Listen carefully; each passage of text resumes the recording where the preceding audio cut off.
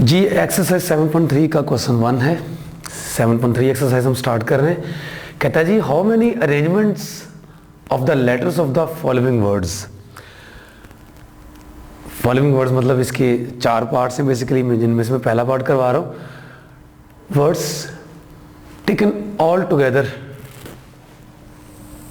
Can be made, यानी इन तमाम letters, ये जो वर्ड आपको गिवन है पाकपतन है ये वर्ड, इनमें से तमाम लेटर्स को हमने यूज़ करना है।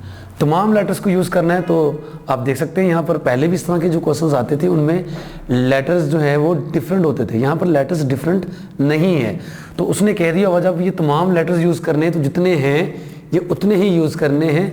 इनमें जो सेम है वो जितनी बार रिपीट हो रहे हैं हमने उतनी बार ही उनको यूज़ करना है, और जो डिफरेंट है उनको हमने रिपीट नहीं करना, क्योंकि उसने कहा हुआ है ऑल टुगेदर, इन सब को यूज़ करना है। तो पिछले क्वेश्चंस की तरह उसने ये नहीं लिखा हुआ कि वह no letter is to be repeated more than once, मतलब ये नहीं उसने कहा हुआ, नहीं कहा हुआ तो मतलब यहाँ से टेकन ऑल टुगेदर से साफ जाहिर है, टेकन ऑल टुगेदर से ये बात साफ जाहिर है कि हमें जो लेटर्स गिवन हैं हमने उन्हीं को यूज़ करना है, ये तमाम को यूज़ करना है और किसी लेटर को खुद से रिपीट नहीं करना। जो तो खुद रिपीट यहाँ पर दिए हुए हैं, जैसे कि टी जो है वो 2 बार अपीयर हो रहा है, ए यहाँ पर 3 बार अपीयर हो रहा है, तो ये तो 3 बार कर सकते हैं हम रिपीट, क्योंकि दिया ही 3 बार हुआ। लेकिन जो रिपीट नहीं हो रहा उसे हमने खुद से रिपीट नहीं करना, क्योंकि अगर हमने उसे भी रिपीट कर दिया तो इसका मतलब ये होगा कि हम इसमें से कोई लेटर मिस कर देंगे, क्योंकि हमने देखे ना टोटल हमारे पास कितने वाला 1 2 3 4 5 6 7 8 9, टोटल हमारे पास N9 हो गया, R भी 9 होगा हमारे पास। तो मैं ये कहना चाह रहा हूं आपको कि अगर फर्ज कर लें हमने N को अगर 1 से ज़्यादा बार लिखना है तो इसका मतलब ये है कि अगर N को 1 से ज़्यादा बार लिख दिया तो या तो लेटर्स हमारे पास 10 हो जाएंगे, 10 से ज़्यादा, या फिर लेटर अगर 9 के 9 करेंगे तो फिर इनमें से कोई कम हो जाएगा। यानी कि ऑल टुगेदर का मतलब यहाँ पर इस सेंस में यूज़ हो रहा है कि हमने इनमें से किसी को रिपीट नहीं करना, जो रिपीट खुद किए हुए उसने उनको उतनी बार ही रिपीट करके हमने अरेंज करना है। जी N9 हो गया हमारे पास, R भी 9 हो गया। डेफिनेटली हमें 9 बनाने पड़ेंगे बॉक्सेस, और चूँकि बात वही बॉक्सेस की है तो हमें एक लिखना पड़ेगा नोट। यहाँ पर क्या नोट है जो हम पहले भी लिखते आ रहे हैं, क्या है बोला,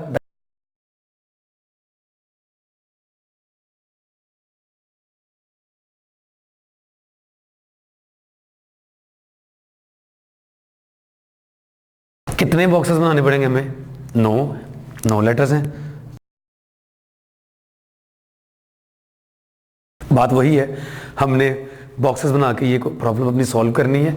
तो जो फर्स्ट बॉक्स है, किसी भी बॉक्स पे कोई रिस्ट्रिक्शन नहीं है, आप जिस बॉक्स से मर्जी स्टार्ट कर दें। तो फ़र्ज़ कर लें हम पहले बॉक्स से स्टार्ट करते हैं, तो पहले बॉक्स को फिल करने के हमारे पास कितने वेज होंगे, जितने ये लेटर्स हैं, कितने लेटर्स हैं, 9 लेटर्स हैं, तो पहले बॉक्स को हम 9 वेज से फिल कर सकते हैं। बाकी रह जाएंगे 8, क्योंकि हमने एक लेटर जो यहाँ पे यूज़ कर लिया हुआ है वो अब दोबारा हम यूज़ नहीं करेंगे, तो बाकी रह जाएंगे 8। तो 8 वेज से दूसरा बॉक्स फिल होगा, 7 वेज से तीसरा, फिर 6 वेज से चौथा, 5 4 3 2 1, लास्ट बॉक्स पे 1 भी रह जाएगा हमारे पास फिल करने का। लेकिन इससे पहले जो हमने क्वेश्चंस किए हैं वो ऐसे ही किए थे, क्वेश्चन तो ये भी ऐसे ही होना है। प्रॉब्लम यहाँ पर क्या आ रही है, एक छोटी सी यहाँ पर प्रॉब्लम आ रही है। प्रॉब्लम क्या आ रही है, पहले जो हमें क्वेश्चंस हमारे पास आते थे उनमें हमने खुद से लेटर रिपीट तो नहीं करना होता था, लेकिन जो लेटर्स उसने दिए हुए थे, जो लेटर्स उसने खुद दिए हुए हैं वो भी सारे के सारे डिफरेंट होते थे। अब हमें कुछ लेटर्स यहाँ पर जो दिए हुए हैं वो रिपीट हो रहे हैं, वो सारे के सारे डिफरेंट नहीं हैं। ऐसी सूरत में होगा क्या, पहले आपको मैं एक एग्जांपल से समझाता हूँ। ऐसी सूरत में क्या होगा, फर्ज कर लें ये एक ही अरेंजमेंट, हमने यहाँ पर यही अरेंजमेंट बनाई हुई है, PAK पाकपतन, ये एक अरेंजमेंट हमने फर्ज कर लें ये बनाई हुई है, यही अरेंजमेंट है। क्या ख्याल है आपका, अगर मैं इस K को उठाकर इधर शिफ्ट कर दूंगा और A को उठाकर इधर शिफ्ट कर दूंगा तो जो अरेंजमेंट है वो चेंज होगी, बिल्कुल होगी, अरेंजमेंट चेंज हो जाएगी। पहले वर्ड था पाकपतन, अब ये वर्ड कुछ अजीब सा बन गया है, ये पाक वतन नहीं है, मतलब ये है कि अरेंजमेंट आपकी चेंज हो गई है। यानी कि हमने ये देखा कि अगर दो डिफरेंट लेटर्स को मैं आगे पीछे करता हूँ, रीअरेंज करता हूँ, तो क्या उससे हमारी जो अरेंजमेंट है वो डिस्टर्ब हो रही है कि नहीं हो रही? बिल्कुल हो रही है, तो वो एक नई अरेंजमेंट बन जाएगी। अब आप देखें, अगर मैं इस लेटर को इस लेटर से इंटरचेंज करता हूँ, यानी इसको उठा के यहाँ ले आता हूँ और इसको उठा के यहाँ ले आता हूँ, तो ऐसा करने से क्या फ़र्क पड़ेगा? इनको आगे पीछे करने से क्या फ़र्क पड़ेगा? कोई फ़र्क नहीं पड़ेगा, क्योंकि वो भी ए है, ये भी ए है। अगर इसकी जगह ए ना होता, कुछ और होता, फ़र्ज़ कर लें यहाँ पर, फ़र्ज़ कर लें ई होता, तो अब मैं ए को और ई को इंटरचेंज करने से, आगे पीछे करने से इसकी मुख्तलिफ अरेंजमेंट्स यानी नई लेटर्स बना सकता था। लेकिन चूंकि यहाँ पर ई नहीं है, यहाँ एक्चुअली है तो ए ही है, तो इनको आगे पीछे करने से मेरी कोई नई अरेंजमेंट नहीं बन रही, अरेंजमेंट वही पुरानी ही रहनी है।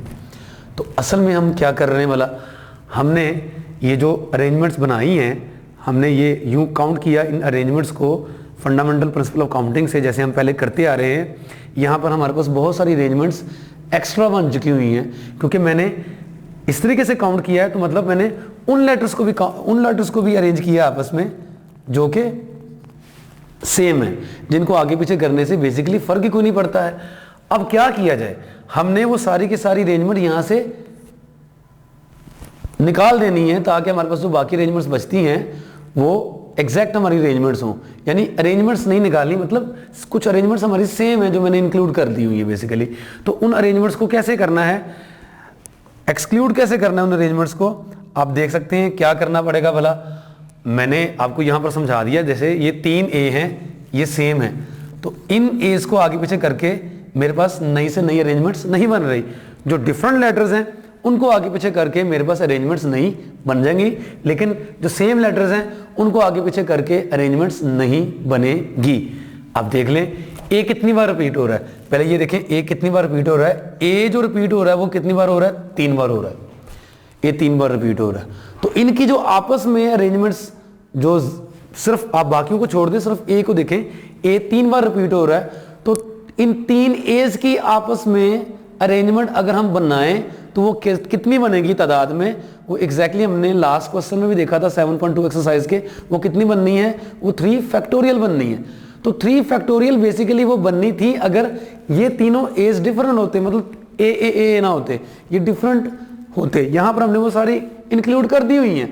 अब हमने इन सबको उनमें से माइनस करना है, कम करना है, तो क्या करना पड़ेगा? ये 3 फैक्टोरियल्स बेसिकली मुझे यहाँ से क्या करना पड़ेगा? डिवाइड करना पड़ेगा। अगर आपको ये बात समझ आ गई है तो हो सकता है कि आपके जहन में क्वेश्चन पैदा हो कि ये 3 फैक्टोरियल मैंने डिवाइड क्यों किया, मैंने माइनस क्यों नहीं किया, कि ये डिफरेंट फैक्टोरियल जो अरेंजमेंट नहीं थी, या माइनस कर दें, यहाँ पर ये सेम है, ये माइनस कर दें। माइनस नहीं करनी, बेसिकली हमने क्या करना है? डिवाइड करना है। डिवाइड करने की रीज़न क्या है? अब ये देखें कि हमने यहाँ पर मल्टीप्लाई कर रहे हैं, तो ऊपर 3 फैक्टोरियल हमने एक्स्ट्रा मल्टीप्लाई किया हुआ था, इसको हमें डिवाइड करना पड़ेगा।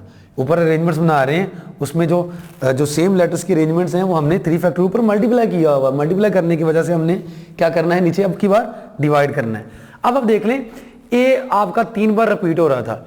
अब जो और भी लेटर्स अगर रिपीट हो रहे हैं तो बेशक आप इस चीज़ को लिख लिया करें। पहले आपके पास बेसिकली ये आपको लेटर्स गिवन है, आप यहाँ पर लिख लें कि कौन कितनी बार रिपीट हो रहा है। जैसे सबसे पहले हमने देखा था कि ए जो है ये कितनी बार रिपीट हो रहा है? 3 बार रिपीट हो रहा है। उसके बाद आप पी को देखें, पी कितनी बार रिपीट हो रहा है? पी हो रहा है रिपीट 2 बार, तो पी 2 बार रिपीट हो रहा है। उसके अलावा भी कुछ रिपीट हो रहा है।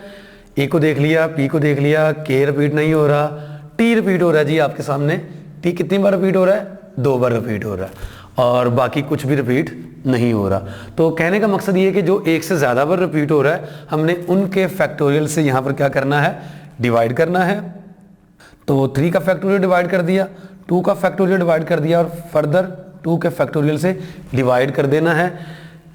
तो आपके पास ये टोटल अरेंजमेंट्स आ जाएंगी। The required number of arrangements ये लिख देंगे,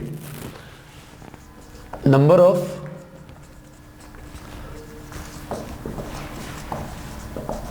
रिक्वायर्ड अरेंजमेंट्स कितनी है जी रिक्वायर्ड अरेंजमेंट्स हमारे पास?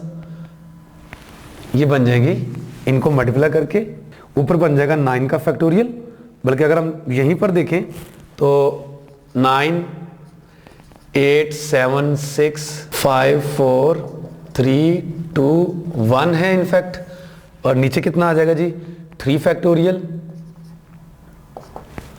2 फैक्टोरियल 2 फैक्टोरियल।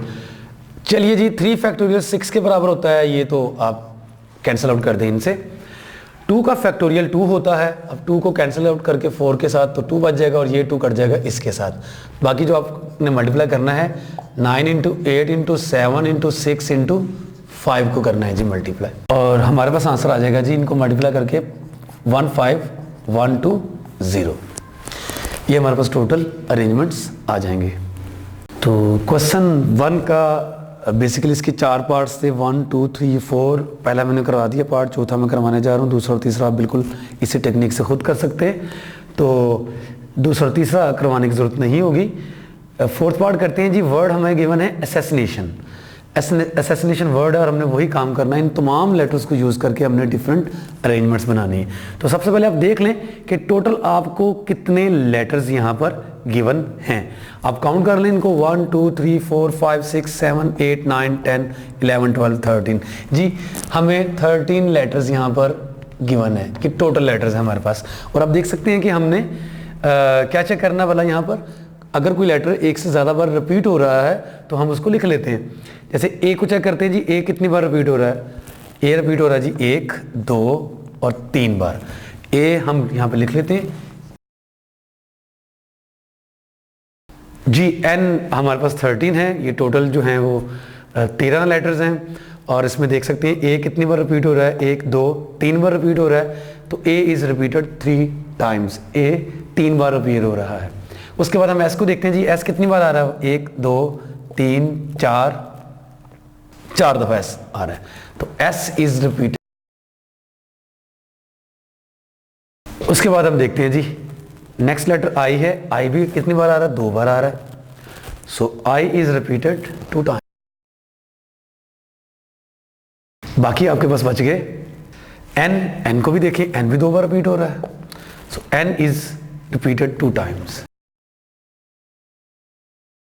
बाकी कोई रिपीट नहीं हो रहा, मतलब आपके पास जो लेटर टी है वो 1 बार ये पेयर हो रहा है, लेटर जो ओ है वो भी 1 बार रिपीट हो रहा है। अगर आप इनको भी लिख देंगे तो फर्क नहीं पड़ेगा, मतलब अगर आप इनके फैक्टोरियल से डिवाइड करेंगे तो ये चूंकि 1 बार रिपीट हो रहा है तो 1 का फैक्टोरियल 1 ही होता है, उस पर डिवाइड करने से फ़ायदा या नुकसान दोनों ही कुछ नहीं है। तो अब रहने दे, जो रिपीट हो रहे हैं एक से ज़्यादा दफ़ा, आप उनके फैक्टोरियल से डिवाइड करेंगे तो आप इसको डायरेक्ट भी देख सकते हैं। नंबर ऑफ अरेंजमेंट्स कितनी बनेगी जी अरेंजमेंट्स?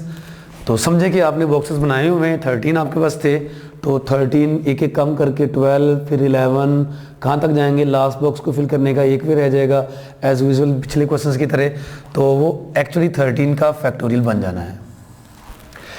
और अब जो लेटर्स रिपीट हो रहे हैं उनके फैक्टोरियल से आपको डिवाइड करना पड़ेगा। तो 3 का फैक्टोरियल डिवाइड किया, फिर 4 फैक्टोरियल डिवाइड किया, 2 फैक्टोरियल और फिर 2 फैक्टोरियल आपने डिवाइड किया। तो अब आप इसको कैलकुलेट कर लें जी, जिसको आप सिंप्लीफाई कर सकते हैं। फैक्टोरियल्स में कैंसिलेशन आपको तरीका सिखा दिया गया हुआ है, इसका आंसर आप कैलकुलेट करके इजीली देख सकते हैं कि 10810800 इसका आंसर है। ओके, एक तो ये चीज़ दीजिए, आंसर जो आ चुका हुआ है ये आप कैलकुलेटर से सॉल्व कर सकते हैं। कैलकुलेटर से बड़ी आसानी से ये आंसर आ जाएगा। हाथ से भी किया जा सकता है, लेकिन कैलकुलेटर से ज़रा आप जल्दी कर लेंगे।